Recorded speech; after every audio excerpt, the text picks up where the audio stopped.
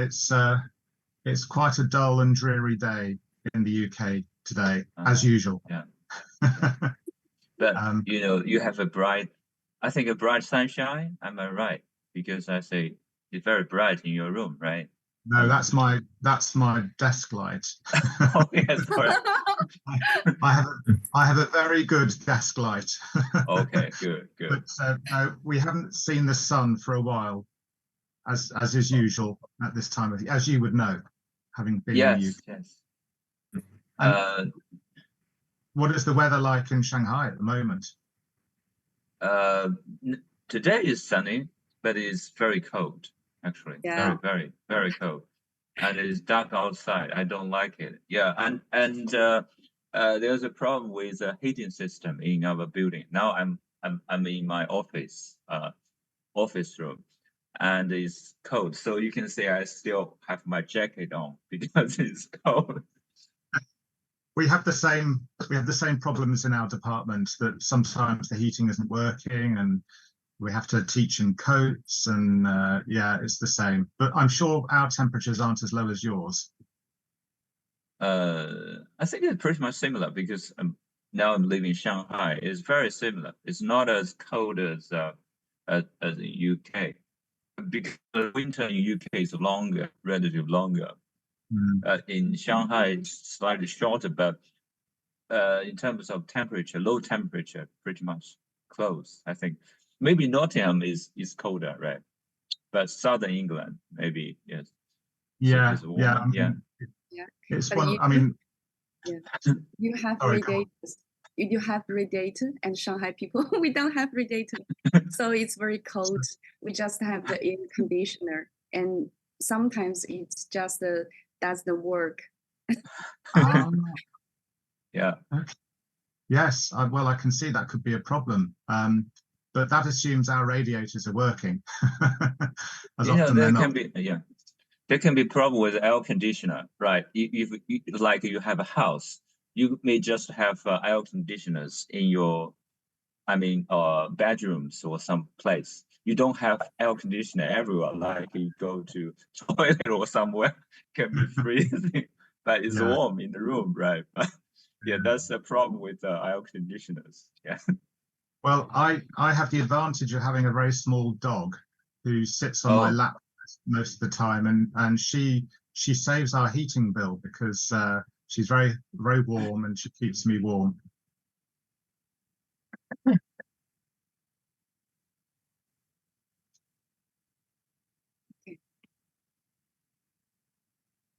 Okay, yeah. So I think you have a lot of books, right? And many old books as well, right? Like on your shelf. Yeah. Yes. Some of these are my dad's books that he collects. Some old books. So yeah, some of these are very, very old. So was he a historian as well? No, he's a chemist. This is, I think, very, very small. I'm not sure how old it is, but it's almost falling to pieces. But no, he collects books and very interested in history.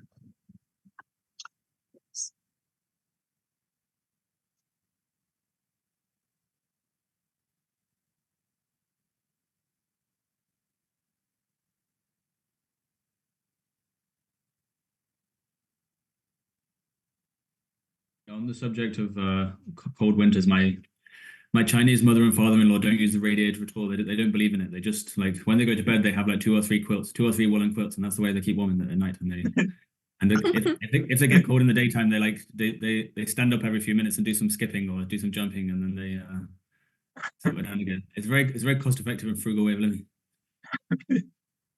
Very, very good. Yeah, and that's another reason why having a dog is a good thing.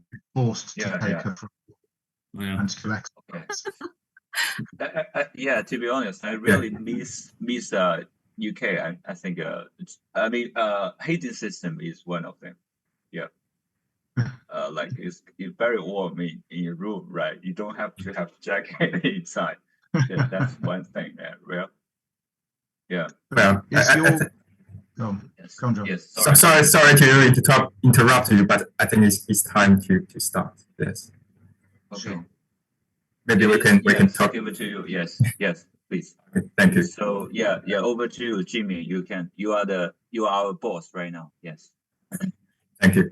Okay. I think it's time to start, and thank you for joining our lecture today. I'm Jimmy Yi, and I'm host of this lecture. Today, we are very pleased to invite Dr. Dodd to share his research on medieval parliament. And please allow me to introduce our speaker and the reviewers at first. First, Dr. Gwilym Dodd is an associate professor of history department at the University of Nottingham. He achieved his PhD degree at the University of York, and he's the first PhD student of Professor Mark Almora. And his research focuses on late medieval England, specializing in the politics, governance, and the kingship of the 14th and the 15th century. He's currently writing a monograph on the late medieval English Parliament. He has published widely on different aspects of political history, such as justice and grace, private petitioning, and the English Parliament in the late Middle Ages. He also acts as an editor of the publication 14th Century England. And after the presentation, we have three reviewers to respond.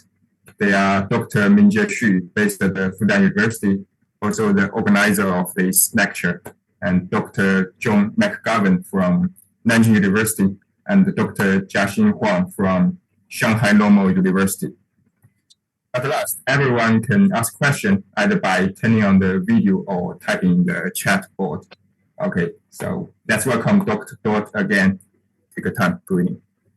Thank you. Thank you very much, Jimmy Yi, for that very warm and generous introduction.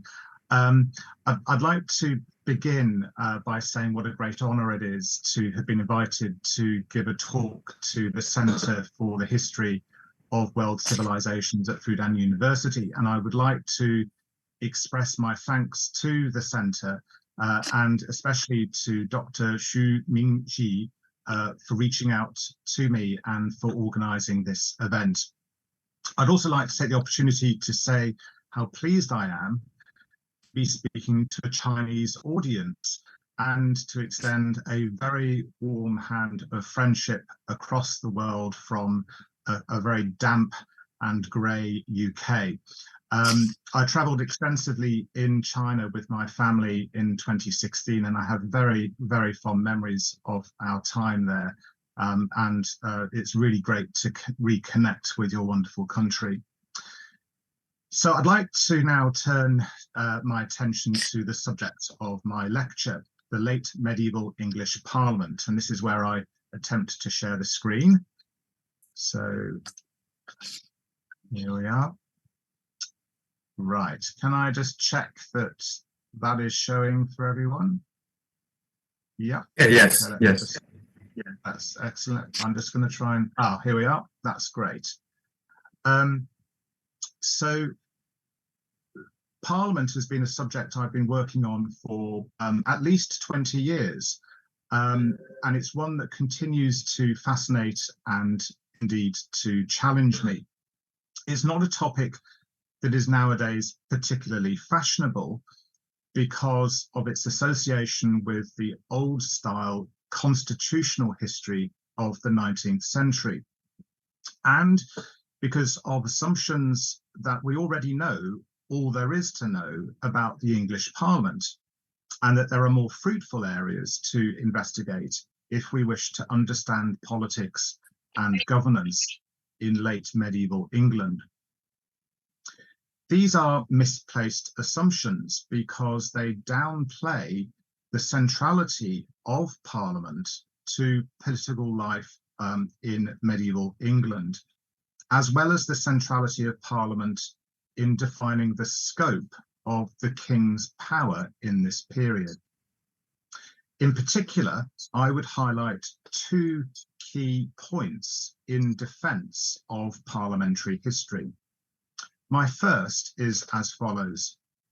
Studying Parliament underlines the fact that governance in late medieval England was a power-sharing arrangement. but that crucially, this power was shared not just between the king and his nobles, as some might expect in this period of hierarchy, but between the king and the middle estate, the middling sorts of people. So these are the people we would just classify as the gentry, the landowners, if you like, in the counties, as well as the rich merchants in this, living in the cities and towns. And together, the gentry and the burgesses, the merchants, form a large and inclusive political community. And this community expands across the 13th and particularly in the 14th century. And Parliament is instrumental in this expansion. So it's through Parliament that England develops its own unique political system that is characterized above all by integration and inclusivity. It was also in Parliament that late medieval English kings came face to face with the political community. And this is one of the factors, I would suggest, which explains why English kings were never able to achieve absolutism, because they were forced to negotiate with their subjects. And so as a result, Parliament gave practical expression to the idea of a limited monarchy. This is a phrase that historians have used over many generations. It's a defining characteristic of the English political system, that monarchy has certain parameters beyond which the king's power is not permitted to extend. So if we look at this very first slide that I've put on the screen, this is a charter. This is the charter that was granted to King's College, Cambridge in 1446. So it's a little bit beyond the period I'm looking at in today's lecture. And it's a charter that was granted in Parliament by Parliamentary Act. And so what you see here are the Commons. These are the Commons kneeling, and they are led by their Speaker, the Commons Speaker. And above them, the Lords, both bishops and nobles. And then in front of them, the King. So this is Henry VI. And together, they're all praying in the direction of the Virgin Mary. So this is a very sort of Christian image. But the point I would emphasize is how we have together here visualized a political community, the gentry and burgesses, the lords and the king. So that's my first reason why I think studying Parliament is so important. My second reason is that studying Parliament enables us to see in the clearest possible way the phenomenon of the rise of the English state. The point I would make here is that late medieval England was precociously centralized. It possessed one of the most sophisticated and coordinated systems of governance in Western Europe. And it was through Parliament that some of the most important strands of these centralizing characteristics were manifested. In particular, I'm thinking of the monopoly which Parliament exercised over the granting of taxation and the enactment of legislation, so taxation and law. These were the twin pillars of the state. And without Parliament, it is highly doubtful that English kings would have been as powerful and as authoritative as they were. Now, some of you may have noticed a slight contradiction in the 2 points I have outlined, that on the one hand, Parliament gives a voice to the people, but at the same time, it enhances the power of the king. This tension is important in explaining the very changeable nature of the institution across the period, as sometimes the king and sometimes the political community sought to use Parliament to achieve their own ends. It is no accident that some of the most important political crises of the period took place in Parliament, because it was Parliament that offered the most promising way either to force through changes on an unwilling population, if you are the king, or to force through change on an unwilling king, if you take the standpoint of the people. These are the points and ideas that I will explore further in today's talk. I'm going to be looking at politics and power in the second half of my talk, but in the first half an hour or so, I want to talk in some detail about people and processes. So lots of P's in my title, although I have noticed I've missed out the word processes. I noticed that yesterday. So my focus is on the 14th century because this was a period of great change in the role and influence of Parliament in English governance. But Parliament's history, and I want to just emphasize this point, the history of the English Parliament goes back further than this. Parliament, in fact, had emerged in the 13th century as a sort of enlarged royal council. It was, in essence, where the place where the king came face to face with the top elite of the kingdom. And so at this point in the 13th century, we're talking specifically about the nobility and senior clergy. So I'd like to now just consider who exactly the people were who attended Parliament.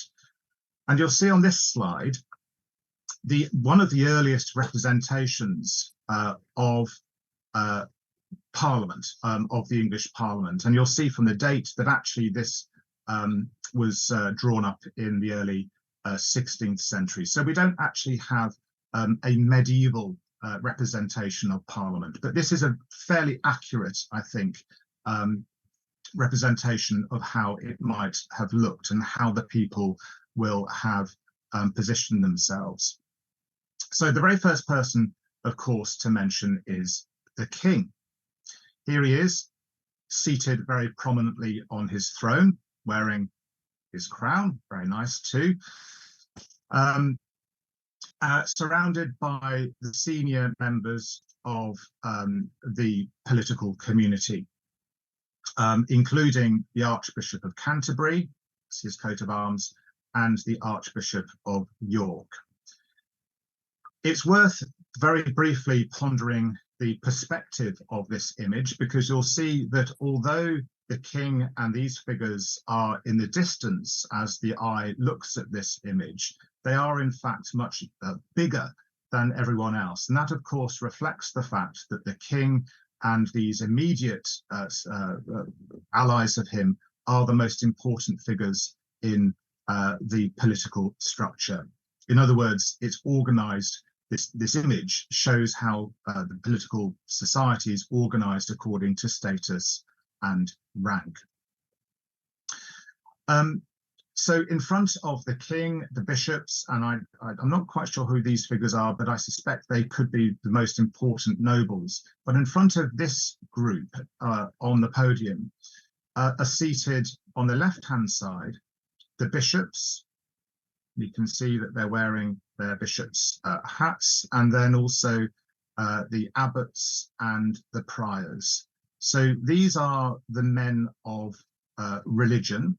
The abbots and priors are the heads of religious houses, and the bishops, of course, are the heads of dioceses, the areas within England over which they have spiritual authority.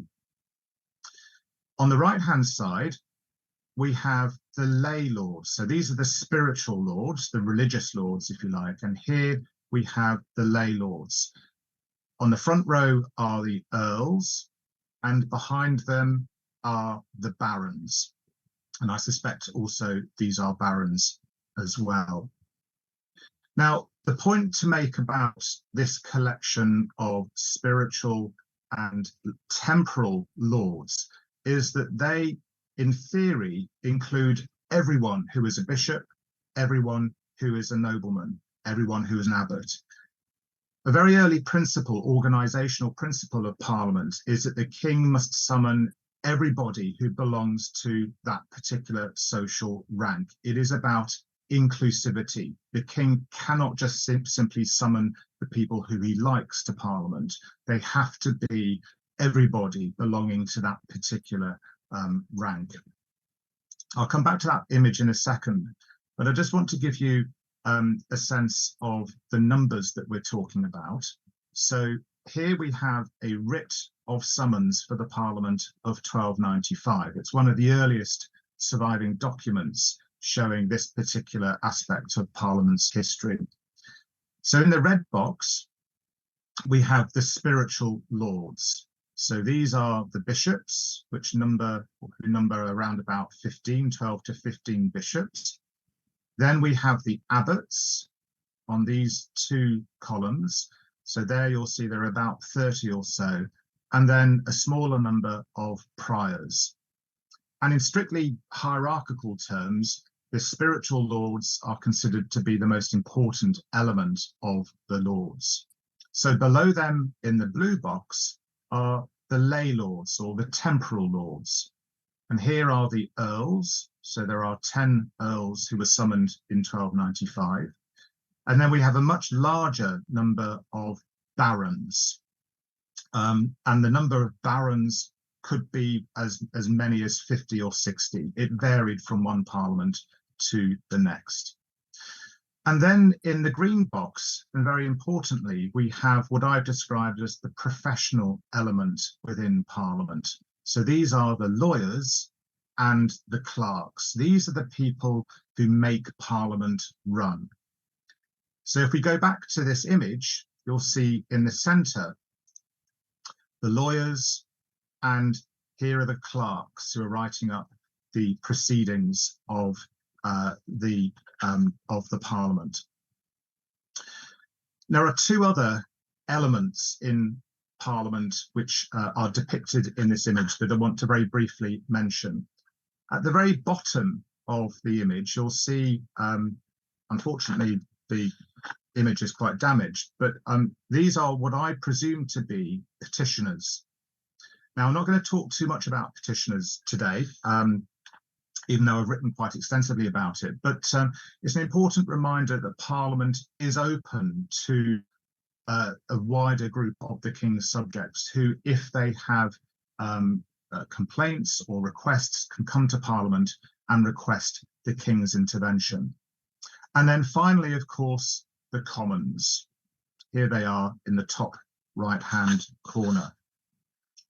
Now, I'm going to talk about the Commons in a bit more detail shortly, but the way that they are tucked into the corner of this visual representation deserves a brief comment. It reflects the institutional hierarchy of the English Parliament. Now, this image, to be absolutely clear, is a depiction of the Lords in the Middle Ages. And it reflects the fact that it is the Lords where real power resides in Parliament. And this is for the simple reason that this is where the King resides. This is where the King is. All the key decisions, debates, and policy matters are discussed and agreed to in the upper chamber, in the Lords.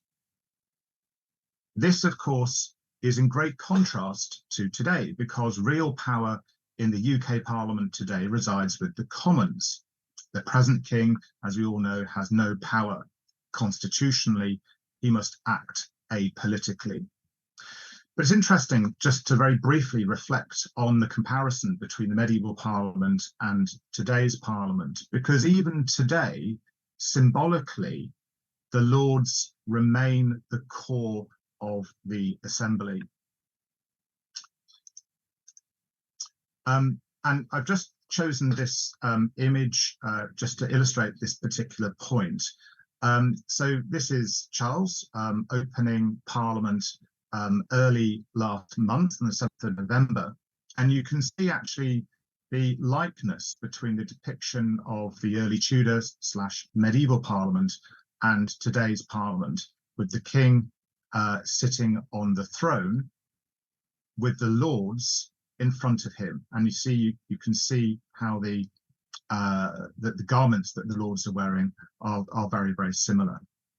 So as in previous centuries, today the king opens Parliament in the Lords. The parliamentary agenda is read out by the king in the Lords. He talks about what his government will do. And traditionally, the Commons are barred from the Lords. They stand